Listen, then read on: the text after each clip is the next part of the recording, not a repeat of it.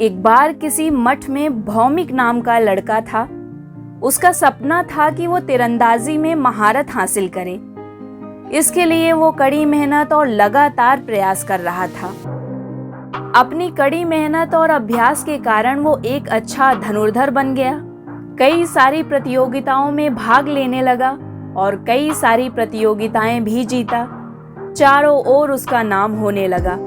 लोग उसे एक अच्छे धनुर्धर के रूप में पहचानने लगे।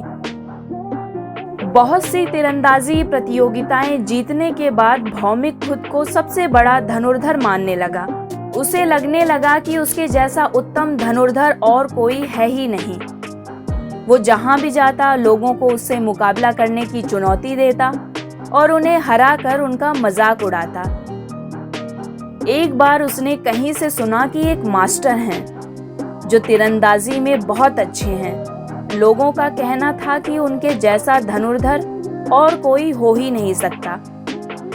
लोगों की बातें सुनकर भौमिक को लगने लगा कि ये व्यक्ति कौन है जिसके बारे में लोग बातें कर रहे हैं, क्योंकि उसे लगता था कि उसके जैसा तीरंदाज तो कोई हो ही नहीं सकता। उसका निशाना बिल्कुल अचूक रहता है और वो किसी भी लक्ष्य को भेद सकता है। उसने निश्चय किया कि वो उन मास्टर को चुनौती देगा और सबको साबित कर देगा कि उसके जैसा अच्छा और उत्तम धनुर्धर और कोई हो ही नहीं सकता।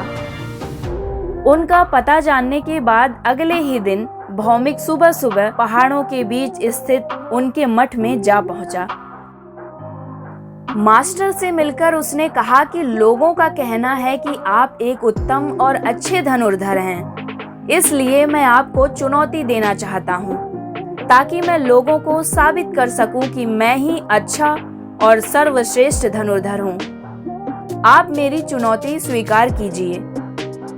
भौमिक की बात सुनकर मास्टर ने उसकी चुनौती स्वीकार कर ली। दोनों के बीच में मुकाबला शुरू हुआ। पहले तीर चलाने का मौका भौमिक को दिया गया और उसने अपने पहले प्रयास में ही दूर रखे लक्ष्य के ठीक बीचों बीच निशाना लगा दिया और अगले निशाने में उसने लक्ष्य पर लगे पहले तीर को ही भेद डाला। अपनी योग्यता पर घमंड करते हुए भौमिक बोला, कहिए मास्टर, क्या आप इससे बेहतर करके दिखा सकते हैं? यदि हाँ तो करके दिखाइए, यदि नहीं तो हार मान लीजिए। मास्टर बोले, पुत्र मेरे पीछे आओ। मास्टर चलते चलते एक खाई के पास पहुंच गए। भौमिक ये सब देखकर घबराया और बोला, मास्टर ये आप मुझे कहाँ ले जा रहे हैं? मास्टर बोले, घबराओ मत पुत्र, हम लगभग पहुंच ही गए हैं। बस हमें इस लकड़ी से बने पुल के बीचों बीच जाना है। भौमिक ने देखा कि दो पहाड़ियों को जोड़ने के लिए किसी ने लकड़ी का एक काम चलाऊ पुल का निर्माण किया था और मास्टर उसी पर जाने के लिए कह रहे थे। वहां पहुंचने के बाद मास्टर पहल करते हुए पुल के बीचों बीच पहुंचे। कमान से तीर निकाला और दूर एक पेड़ की शाखा पर सटीक निशाना लगाया। निशाना लगाने के बाद मास्टर बोले, आओ पुत्र, अब तुम भी उसी पेड़ पर निशाना लगाकर अपनी दक्षता सिद्ध करो। सिद्ध करो कि तुम एक उत्तम धनुर्धारी हो। भौमिक डरते डरते आगे बढ़ा और बेहद कठिनाई के साथ पुल के बीचों बीच पहुंचा। वो पुल पर ठीक से खड़ा भी नहीं हो पा रहा था, पर किसी तरह कमान से तीर निकालकर निशाना लगाया। निशाना लक्ष्य पर लगना तो दूर, उसके आसपास भी नहीं लगा। भौमिक निराश हो गया और अपनी हार को स्वीकार कर लेता है। मास्टर भौमिक के कंधे पर हाथ रखते हुए बोले, पुत्र तुमने तीर धनुष पर तो नियंत्रण हासिल कर लिया है, पर तुम्हारा उस मन पर अभी भी नियंत्रण नहीं है जो किसी भी परिस्थिति में लक्ष्य को भेदने के लिए आवश्यक है। पुत्र इस बात को हमेशा ध्यान में रखो कि जब तक मनुष्य के अंदर सीखने की जिज्ञासा है, जब तक उसको कुछ नया और अच्छा सीखने की चाह है, तब तक उसके ज्ञान में वृद्धि होती है। लेकिन जब उसके अंदर सर्वश्रेष्ठ होने का अहंकार आ जाता है, जब उसे लगता है कि उसे सभी चीजों का ज्ञान हो गया है, अब कुछ सीखने की जरूरत नहीं, उसे सब ज्ञात है। तब से उसे हार मिलने लग जाती है। मास्टर ने भौमिक को समझाते हुए आगे कहा कि पुत्र, तुम्हारी धनुर्विद्या का ज्ञान बस अनुकूल परिस्थितियों में ही श्रेष्ठ है। तुम्हें अभी बहुत कुछ सीखना बाकी है।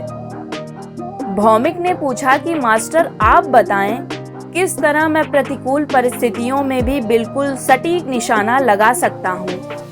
मास्टर ने कहा, इसके लिए तुम्हें अपने मन पर नियंत्रण करना होगा। एक शांत और एकाग्र मन के व्यक्ति का ध्यान कठिन परिस्थितियों में भी केवल अपने अच्छे लक्ष्य पर ही रहता है। भौमिक मास्टर की बात समझ चुका था। उसे एहसास हो गया कि उसकी धनुर्विद्या का ज्ञान बस अनुकूल परिस्थितियों में कारगर है। उसने तुरंत ही अपने अहंकार के लिए मास्टर से क्षमा मांगी और बोला, मास्टर, मुझे समझ में आ गया है कि मुझे अपने ज्ञान पर घमंड नहीं करना चाहिए। मैं आपसे वादा करता हूँ कि आज के बाद से हमेशा एक शिष्य की तरह सीखता रहूंगा। दोस्तों, सफलता प्राप्त करने के लिए मन की शांति होना बहुत जरूरी है। एक अशांत और चिंतित मन से आप किसी बढ़िया परिणाम की उम्मीद नहीं कर सकते और शांत मन के साथ आप काम पर ठीक से फोकस कर पाते हैं। ये कहानी अगर आपको अच्छी लगी हो तो चैनल को लाइक, शेयर और सब्सक्राइब कीजिए ताकि आने वाली कहानियों को आप सुन सकें।